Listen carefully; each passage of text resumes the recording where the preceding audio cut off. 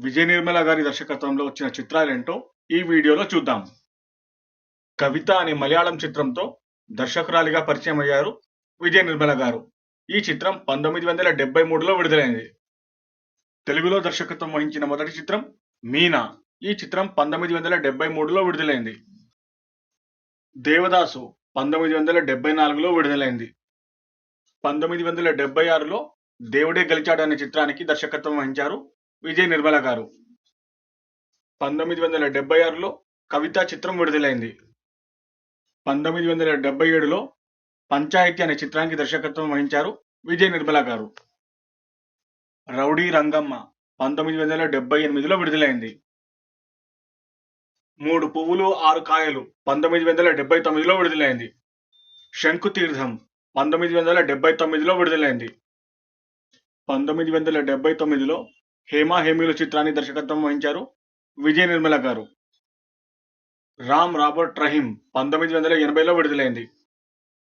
కిలాడి కృష్ణుడు 1980లో విడుదలైంది.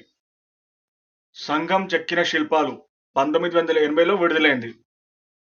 1980లో సిరిమల్లె నవ్వింది అనే చిత్రానికి దర్శకత్వం వహించారు విజయ నిర్మల గారు. భోగి మంటలు అనే చిత్రాన్ని 1981లో విడుదల చేశారు.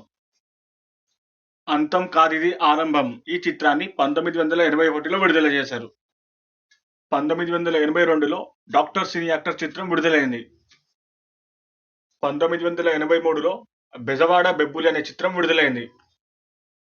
1984లో ముఖ్యమంత్రి అనే చిత్రాన్ని దర్శకత్వం వహించారు విజయ నిర్మల గారు. 1984లో ముక్కోపి అనే చిత్రం విడుదలైంది. లంకె విందలు 1985లో విడుదలైంది. 1985లో సూర్యచంద్ర అనే చిత్రం విడుదలైంది. 1988లో కలెక్టర్ విజయ చిత్రం విడుదలైంది. 1989లో సాహసమైన ఊపిరి అనే చిత్రం విడుదలైంది. అజాత శత్రువు 1989లో విడుదలైంది. 1990లో ప్రజల మనిషి అనే చిత్రానికి దర్శకత్వం వహించారు విజయ నిర్మల గారు. వదిన మాట 1991లో విడుదలైంది. 1992లో మొగుడు పెళ్ళాల దొంగాట విడుదలైంది. 1994లో ఎస్ నేనంటే నేనే చిత్రాన్ని విడుదల చేశారు విజయ నిర్మల గారు. పుట్టింటి గౌరవం 1996లో ఈ చిత్రం విడుదలైంది. రెండు కుటుంబాల కథ 1996లో విడుదలైంది. విజయ నిర్మల గారి దర్శకత్వంలో వచ్చిన ఆఖరి చిత్రం నేరము శిక్ష 2009లో విడుదలైంది. ఈ వీడియోలో మీకు నచ్చిన చిత్రాన్ని కామెంట్ చేయండి.